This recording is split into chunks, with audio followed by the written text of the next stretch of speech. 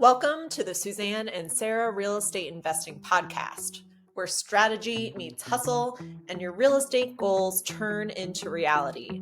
Where Suzanne and Sarah, investors, agents, and your go-to team for smart strategies, honest insights, and plenty of laughs along the way. Whether you're flipping, renting, or just starting out, we're here to help you invest smarter and live better. So let's dive in because the best time to invest is now. Hello, everyone, and welcome back to the Suzanne and Sarah Real Estate Investing Podcast. We have lots of great news for you today. That's right. We're back, and we are the two real estate obsessed gals that love to bring you all the news that's happening here in Bend and bring you along for the ride. So a couple quick tips for you about how the market is doing right now. Sunriver is unusually slow. Homes in the 600K range that would have gone pending in 3 days are sitting on the market for 3 weeks or 3 months. Yeah, it's not great news for some sellers that we have coming up, but it is what is happening in reality. So that's what we're here to bring you. But what about in Old Bend? Oh man, Old Bend. We just listed the coolest, funkiest, most iconic short-term rental that you can actually see from the parkway. And we got a full price offer in 2 days, which is proof that timing and location are still where it's at. Yeah. It doesn't get old. What's the most important thing in real estate? Location is everything, and you really just don't know it until you live it. So just trust us when we tell you that location is everything, and then buy in a good location, and you'll thank us later. So our own market and business updates, this is where we go through and tell you about what we've got going on in our own transactions this week. And I will say for sure the name of the game for us right now is lots of sellers. We have got at least 3 listings coming up in the next week that are going live in early May, but buyers are still moving really slow. We have a long list of buyers that are searching and that we're showing homes to, and things are just on hold, and or they're just being really picky. And that has been reflected in our days on market. But as we said, like things in Old Bend and things that are unique are still flying. So yes. And our super savvy STR investor that we basically just met last Friday at 6:45 a.m. She scooped up that super cool property we were just talking about, that kind of Western saloon, iconic short-term rental in the heart of Old Bend. And yeah, we actually got both sides of the deal with that. So we listed it for our sellers who are amazing. They're fabulous clients with big goals. And even though they friggin' love this place, they have bigger goals, and they're not going to let a sentimental attachment to a really cool property stop them from achieving their goals of financial freedom and having one of the two of them being job optional, which I love. That's what they call it, is job optional. These buyers that reached out to us at 6:45 last Friday morning, why do you think they bought it? Bonus depreciation, my friends. It's a very powerful tool, especially if you are a high W-2 earner, which at least one of them is. And also they buy STRs in places where they want to live. So this is their first one's in Arizona, second one in Bend. Maybe their third one will be back in Santa Barbara, where they were planning to offer until they saw our listing. Yeah. And we like to look at buyer motivations and seller motivations. But in this case, given that this buyer is motivated to buy because of this bonus depreciation option for them, it tells us that they're a solid buyer, that in addition to their communication and their W-2 pay stubs. So we feel good about this transaction all around. But something that we don't feel great about is what I feel like, what is it, like the horse we've been dragging, or what is it? It's like something we've been kicking down the road for so long and talking about for the past several episodes, which is that contingent buyer that we've had, and it's about to fall apart. More on that in a few minutes, but these 3 listings that we have coming soon we've got one in La Pine that's land. We've got a really amazing Redmond farm property, 20 acres, irrigation rights, and a super cute updated 1980s multi-level home with killer mountain views. And then one of the cutest Sunriver STRs that you will ever see. And I think we're going to price it pretty well. So stay tuned for that on our marketing and business updates for this coming week. Moving on to the topic of the week, because it's top of mind for us, which is all about dual representation. That means when we represent the seller and the buyer on the same transaction. And the question, is it powerful or is it problematic? So when one agent represents both sides of the transaction, both the seller and the buyer, it can be incredibly efficient, messy. So this week, we're going to unpack how dual agency works in Oregon, what it looks like in real life, because we're going through it right now, and this is not our first rodeo, and what buyers and sellers need to know before signing up for dual representation. Yeah. So our first example, we're going to give you two today. One, it was when it worked for us and when it didn't. Even though we're amidst one right now, we don't know if it's actually going to work or not yet. Oh, it totally will. So we'll give you some examples of some closed transactions. And so the example that we have when our dual representation worked beautifully is when we represented both sides of what is, I think today, our largest transaction so far, 1.65. Yeah. Oh, Out there yeah. on East of Bend. That was a fun one. Yeah. So we had this seller and we helped him get into this house. He had a lifestyle change. He was ready to move, but he wasn't able to buy his next place until he sold this one. And this house was listed at 1.65. We had lots of interest. We actually had a couple different offers. Went under contract for him on his replacement property a couple times and went out of contract. And the third time was the time of this one. And what happened was, we had a buyer tour. It was actually our very first tour of this home. And they originally toured it with another agent who they found off of Zillow. They just clicked that Zillow button. But this buyer herself actually had her real estate license. It just wasn't active. I don't know. I think she was in referral mode or something like that. And this happened right before buyer's representation agreements were actually required. It was in that transition period where some people were using them, some people weren't. And I just happened to know this agent that showed this house. And I told her, listen, you need to get a buyer rep agreement signed with this person in order to keep moving forward. And the buyer at the time, who also was licensed, just wasn't comfortable with it. So ultimately, that agent just ended up passing off that buyer's contact information to us and able to have that conversation, I guess, more effectively than she was. And we ended up just talking to her about how we could make this beneficial for all sides. And ultimately, because this seller was a friend and we had helped him get into this house, we were helping him get into another $1 million plus home, we decided to help this seller out by essentially taking the same amount of money for our commission, representing both the seller and the buyer versus just the seller. So in this case, why it was great is because there's no drama, right? Yes. We know how to communicate with each other. We have open communication. Nothing is going to get lost in translation.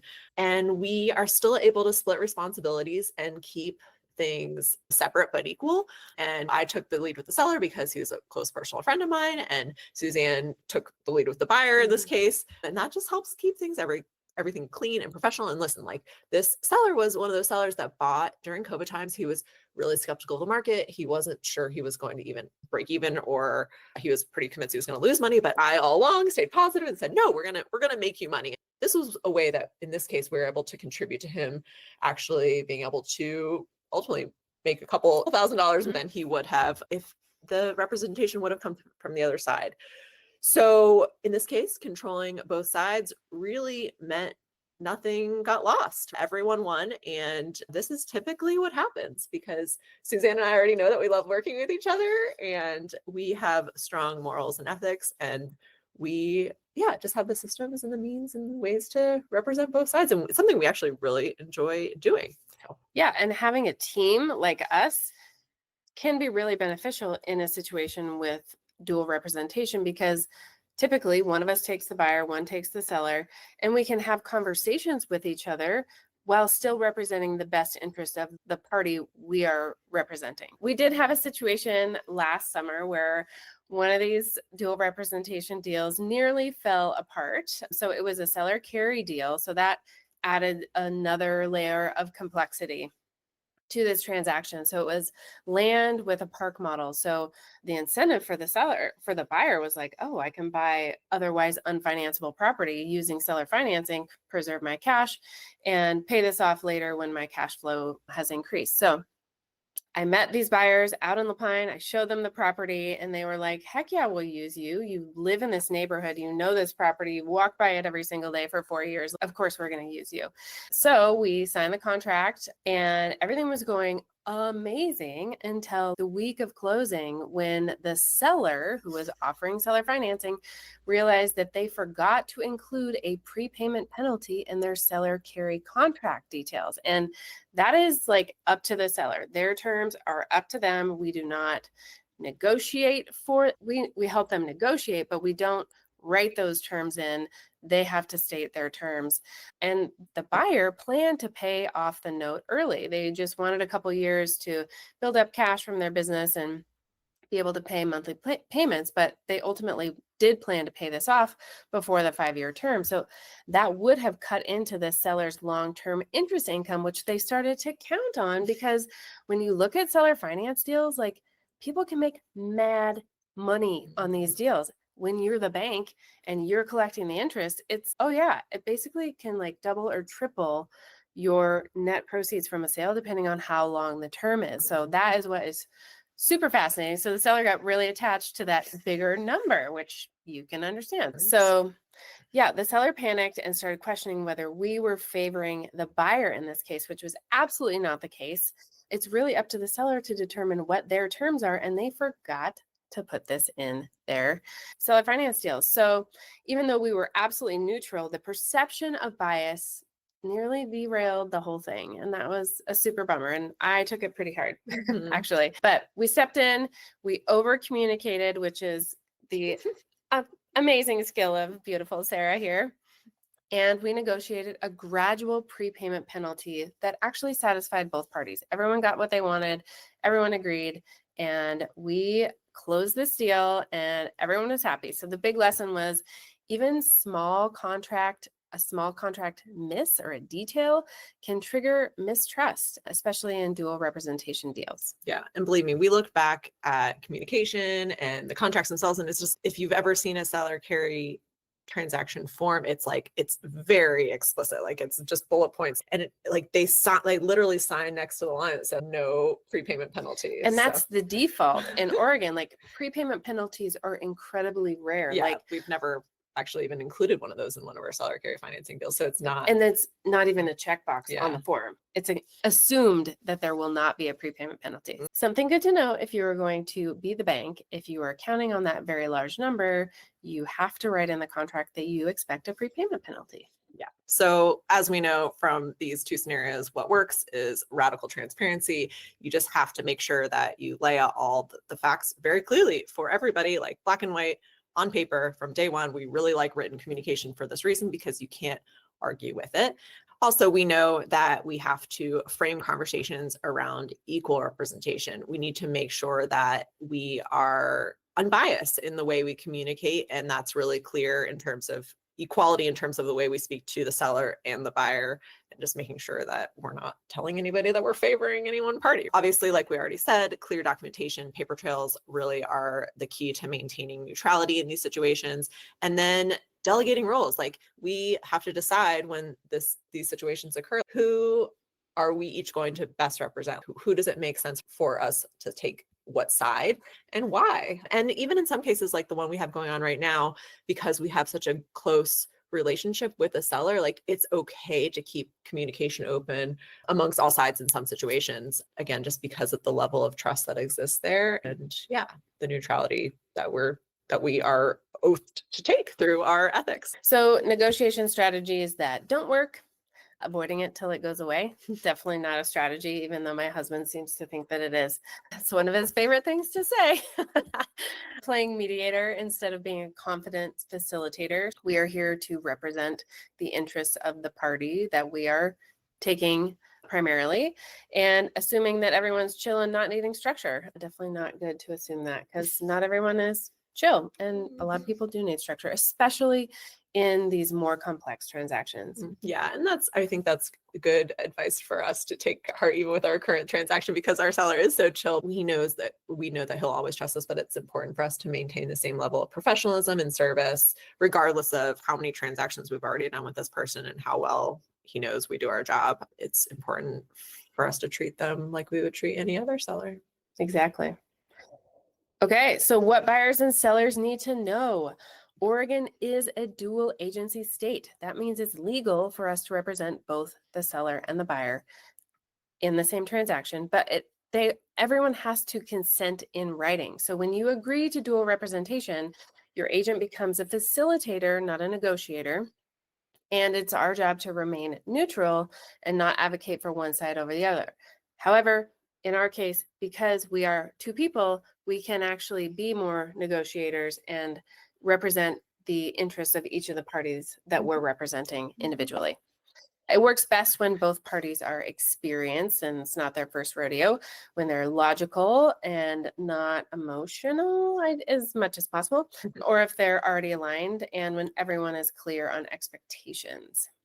And it can be riskier when one party needs really strong advocacy or if emotions are high and trust is fragile. So what we know from doing this and our actionable takeaways are with buyers, we have to make sure that they know that we are also representing the seller. We have to ask them, are you okay with us representing the seller as well? We have to make sure that they know what dual agency even means for negotiations. That, like Suzanne said, it in some cases becomes less of a negotiation at that point, becomes just more of advocacy. And what that means in our situation is we kind of have to be like, you have to tell us. Like we can't maybe make as many suggestions as we normally would, but we can outline what all the options are. And you have to just be prepared to make more choices potentially on your own. And then understand that it is our job. Like we're also hired by the other party as well. So it's our job to advocate for all parties and remain neutral. Do sellers and then Sure.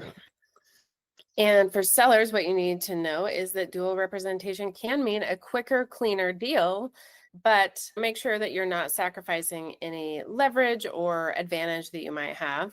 And make sure that your pricing and terms reflect the full market opportunity. Finally, for both, you just have to make sure that you have a conversation with your agent on how they stay neutral, right? So what does that mean to them? And then if you're unsure, always ask somebody who knows more, right? Ask an attorney if you really want to know more about how this works. And then, like we've talked about in the past, just making sure that we have a clear record of communication. And that's, of course, part of our jobs and something that we always have tucked away in your file should you need it. So just to wrap up the topic of the week, dual representation, we have represented both sides in quite a few deals, and we've learned that when it's done, it can be really efficient and drama-free and benefit everybody immensely. But if expectations are not set upfront or trust breaks down, things can go sideways fast, especially on these more creative deals. So make sure to ask the right questions and make sure it's the right fit for your situation. Moving on to our client and industry PSA. This is fresh on our minds because we literally just got a phone call about the super awesome short-term rental that we put on the market last Friday and got pending in 2 days. So here's the deal, friends and realtors in the world. Like this, when you see a property come on the market, you have to be the one to kick your clients in gear, because I guarantee you there's somebody else out there that is like on top of it and making the phone call early in the morning and not waiting until they think their fellow colleague is awake. You have to be the one that doesn't let your clients sit on it. And I know it can be hard, especially in this market that's kind of weird, where stuff is sitting longer than normal. Like a crapshoot. Yeah, it can be a crapshoot. Do you rush in or do you wait? But these things, we listed this, and if you know what you're doing, you knew this was a unicorn. It's a short-term rental with a transferable permit in the heart of Old Bend that's been completely remodeled from top to bottom. And we don't see these more than maybe once every couple of years. So if you know what your client is looking for, you got to get it in front of them ASAP, because otherwise someone's going to swoop the deal. Yeah, for sure. And that same note goes straight to the client PSA, and we can give our buyer client props for this. And like, when you see that unicorn property, pick up the phone at 6:45 a.m. Like I'm going to be honest, I didn't pick up the phone at 6:45 a.m., but I was actually also my day off. I'm going to give myself that concession. And I sent it straight over to Suzanne, and Suzanne was on the phone with her by 7:15. Clients, it doesn't necessarily always work out to call the listing agent on the sign, but if you see our names, it will work out. I love it. Otherwise, just give us a call. If you see a house that you like at 6:45 a.m., we'll get to speed for you. But the point here really is, again, just regardless of whether the market's weird, time is always of the essence in real estate. And you'll hear us say that probably 1 million times on this podcast throughout the years, but it's probably the biggest piece of advice that will never go away. Act. Just take action. Yeah. And I posted about this property on our Instagram because I knew it was going to go fast. And my headline was like, this is the one you're not going to stop thinking about. And that is exactly the phone call that we just got 10 minutes before starting our podcast from an agent that was like, dang, I missed out. My client missed out. And they're kicking themselves. So don't be that person. Yeah. There's such a thing as backup offers. We'll talk about those in another episode. Yeah. Okay. Moving on to the highs and lows of the week. You guys, we have the biggest high. So exciting. And you might be, oh yeah, Sarah can talk about why it's her low, but you might be wondering why there wasn't a podcast last week. 2 reasons. Number one, Sarah deserved a week off. This girl has been hustling, covering for my physical absence when I'm in Baja and gallivanting around the world, working remotely. It takes a toll on my dear partner who has agreed to join me in this crazy journey of life and work together. So Sarah needed a break, and it was a busy week because we're actually launching something new, and we have been heads down doing a lot of work behind the scenes, and I think we haven't really alluded to it, so this is going to be news to all of you, but we're finally ready to pull back the curtain and tell you what we're doing. We are launching the Primo Private Money Academy, and Primo is private money. Primo. That was a really fun thing for me. I love coming up with business names, and so I'm really excited about this one. Some of you may know I've been in a mastermind, a real estate investing mastermind for the last 2 years, and I became the go-to lender within that community and started to see a big opportunity in the market, both to educate fellow lenders and educate borrowers on how to pitch your deal and, how to be a good borrower. There are so many people that I know in my sphere, we know in our investor community, who want to be in the real estate game, but not consumed by the headaches of tenants, termites, and toilets, but they don't know how to lend. Like, they may not even know they can lend. And if they do know they can lend, they don't know how to do it wisely, or where to start, or where to find the borrowers that you can actually trust, because it is very much a trust relationship. Primo is our answer to that need. And it is a 90-day high-touch coaching experience that really teaches everyday professionals. So you can do this if you're still working your corporate job. You can do this if you're buying real estate full-time. You can do this no matter what. Like, you just got to have a little bit of money in the bank that you don't have to use immediately. So we teach you all how to lend safely and strategically, secured by first position mortgages, how to vet deals and structure your terms and work with trustworthy borrowers, because that is the most important part of this whole thing, and how to build a pipeline that can generate a 6-figure, truly passive income opportunity. And that's the thing, is like, so many people we know are looking for that true passive income, and they're coming to real estate and becoming landlords, and that's not always the most passive way to build income. It can be after a while.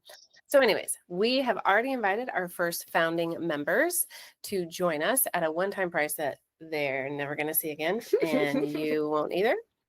But we are opening up 2 to 3 more spots in the next 60 days. So we'll be talking more about that here on the podcast. And we've built out over the last couple of weeks the curriculum, the deal docs, and this really supportive lender and borrower community that you can learn from, earn, and scale without getting buried in all of the real estate busy work. And also, if you're really excited to hear this and you want to know more, we will be hosting a live event on June 19th. It will be live on Google Meet and in our office to share more about how the Primo Private Money Lending Academy works and what makes it different. So if you're looking to get into the game without being consumed by it, this is for you. And more details coming soon. Just know that we've got some pretty amazing momentum. Literally, we just made a website for this like yesterday Yeah. because it's moving so fast, and we can't wait to share more with you in the weeks ahead. Yeah. Real estate is just so amazing in that there's so many different avatars that you can wear in this industry. And I think that's how Suzanne came to becoming passionate about this to begin with, is she went into this coaching group, not necessarily knowing this is the hat she was going to wear, Not at all. but this is how she came out. And one of my fears is we're going to work ourselves and our clients out of buying real estate, and they're just going to be lending, which is all good. But like now it's hard for me when I see people and like, we've got $50, $100, $150,000, not to be like, why don't you lend that money instead of buy real estate? So this is your opportunity to explore that as a really viable option. And it's one that more people should know about and have access to. And we're excited to share that opportunity and make you back 3 to 5-fold on your investment in year one. And then that's just evergreen knowledge that you have for years and years. And also learning how important the community and staying in touch with the community on this piece is going to be a big thing that you will learn through this process as well. So that was a great highlight for the week. On the flip side, growth is hard, you guys. Like Suzanne and I just keep leveling up, and I finally get to this point where I'm like, oh, we're comfortable, like we're doing fine. And then Suzanne comes along and is ready to grow again. I'm like, fine, I'll grow with you. It's okay. Like I want to do this. It'll be fun, but it takes a lot of work. And looking from the outside, you might think, oh, like it's easy, like real estate investing, whatever. You just have to put money into this and get money out. But like this building business thing and this staying consistent thing, trying new things, going outside of our comfort zone, it takes a lot of time and energy. And this is something that both of us have been out for a while. Suzanne has spent probably hundreds of thousands of dollars on coaching herself. It's true. I like coaching. Yeah. And this is just an opportunity to really glean that information, but just, hold our hands while we're growing up in this little growth phase. And we're just excited to bring on our first few founding members in addition to our first, and bring it to the rest of you. As long as we don't, we'll be here. We'll be fine. Pain is temporary. So what we're grateful for this week for me is just being back in person. Like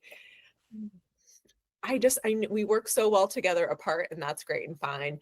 But being back together is just a whole nother set of magic that happens, and the energy is just different. And it's just like the returning of the light in the summer. It's just a time of growth. And I think it's a really natural way that we do things. But I'm just grateful for when we've got the light and our physical presence back together, and can really spend a lot of time just like having work parties and busting things out and getting more good things going For sure. ourselves and for our community. And so much more happens when we're together in the office. It's like we work on light speed. I don't know what, it's crazy. Like we built a web page yesterday, you guys. We did a lot more than that. But. Yeah. But like it could take a long time or a lot of money to do that. It's just the bouncing back and forth and the accountability piece, and just like the doing it in the moment. Like a lot of people just write it down and put it away for later. But just having someone to be like, let's just do this now, get it done, is so helpful. Yes, the value of work sessions cannot be overstated. So the laugh of the week is our assistant Joseph is so flippin' funny. He keeps things really spicy. His listing feedback comments are just accidentally hilarious, and we love it. And it's just been so fun to have his fun, lighthearted, like deadpan humor energy enter our team. And he just fits. Like he's not afraid to be himself, and he's not a robot by any means. Like he is super fun and funny and just keeps us laughing all day long. We get a new emoji from him every day when he takes his lunch break, which is fun.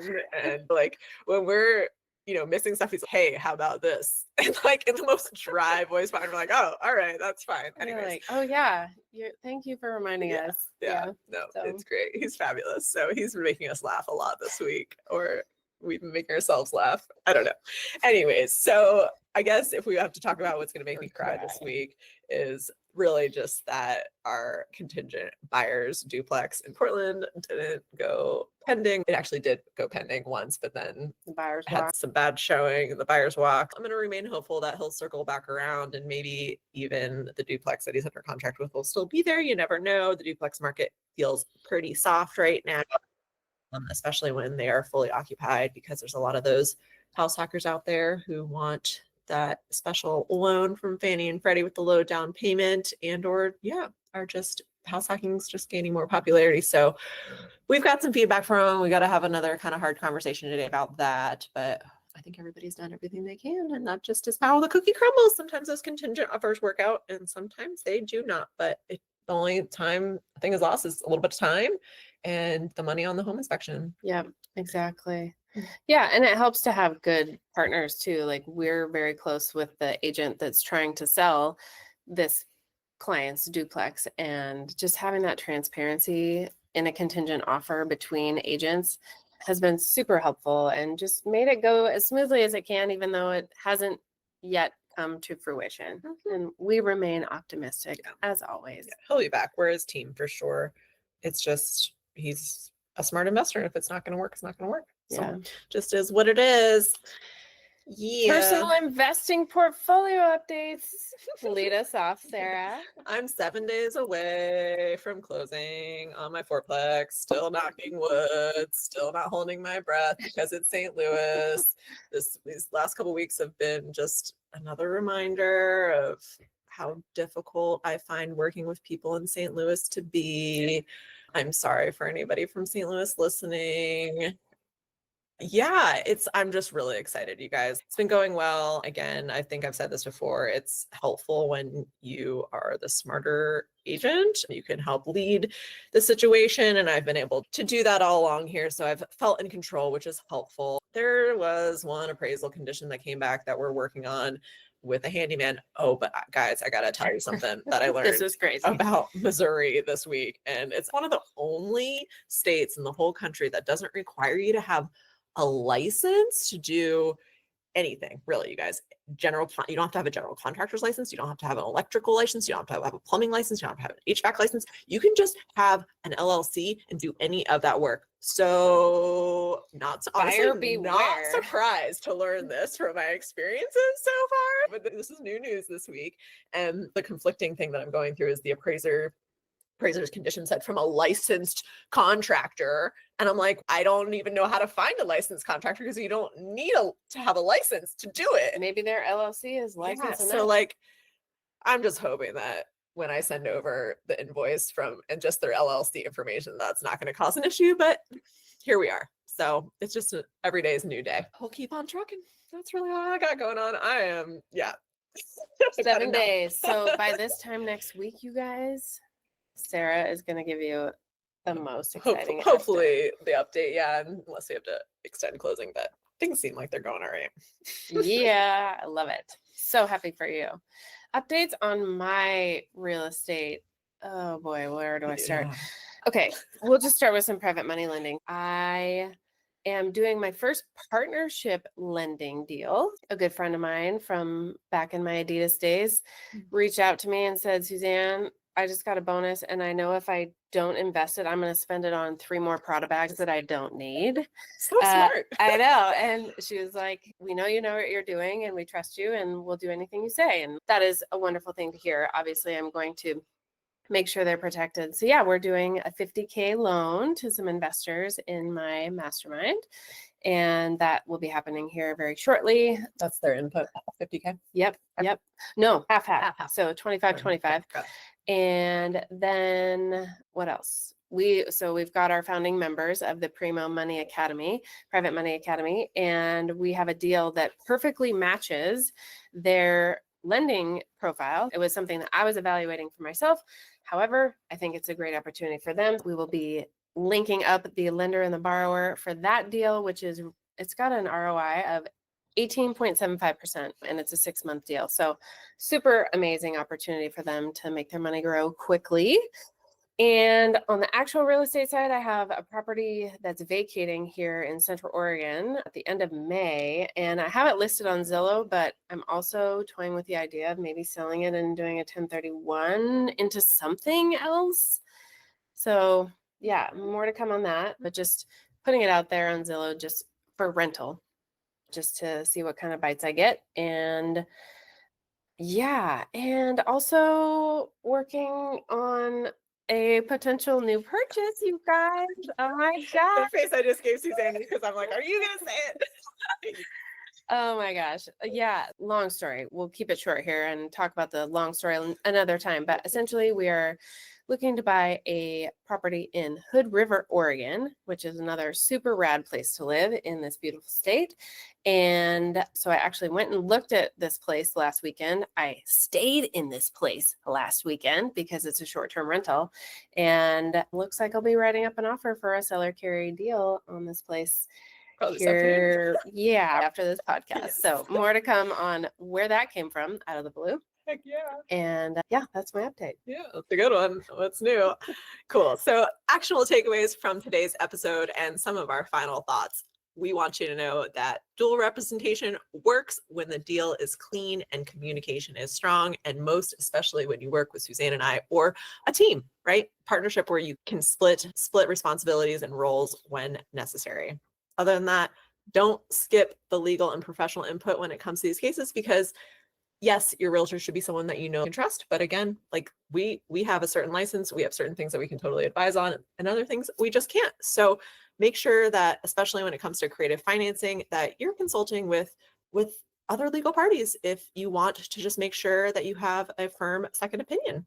And we're definitely huge believers in doing fewer, better deals and with the right people. This past couple weeks have been honestly like a really big clearing of energy and space for us. I feel like we have very consciously let go of some things, and that's the way this works with time and space, is just it's filled in with beautiful new things, and we're actually like creating systems to like actually check off and create accountability for ourselves, and whether like this works for our logical brain versus our emotional brain, and just getting more aligned with the clients that we actually want to work with. And yeah, quality over quantity in our world, and dual representation definitely helps with that. So for sure. Yes. And that means we don't work with just anybody, but we have solutions for everybody. If it's not us, we've got somebody for you. Sure. And I think the last piece I want to say about that is like we in our intake process, whether you're a buyer or seller, are going to decide whether we are aligned or we're misaligned. And it just because we're misaligned now doesn't mean that we can't come into alignment. And we will offer our buyers and sellers that feedback in terms of how we can come closer to being in alignment, and give that buyer or seller a choice whether they want to come to the table and work with us, or if not, then we have other solutions and opportunities for them as well within our team. That just might mean it's not the greatest fit for us to be working with specifically and directly, but we've got some really great members of our team that we will bring on to support in those cases. Yes. And what I love is we took an emotional decision and made it logical. So we're basically asking ourselves every time we meet with a potential client, whether it's a buyer or seller, or probably a lender or a borrower, what red flags are we seeing? And not just blowing them off or not trusting our intuition. We're actually taking like it as a challenge, as I normally do.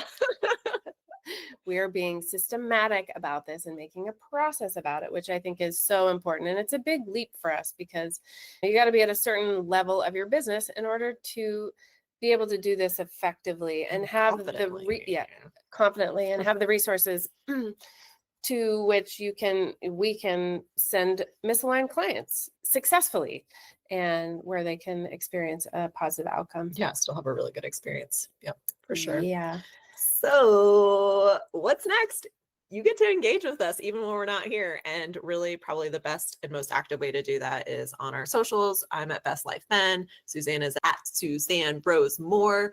Also, we've got a really great YouTube channel that you can watch this on. That's Suzanne and Sarah. Just Google Suzanne and Sarah YouTube. You'll find it there, or find it in the show links. Of course, you guys know we've got the Investor Network, and we also now have the Primo Private Money Lending Academy. And find all those links in the show notes as well.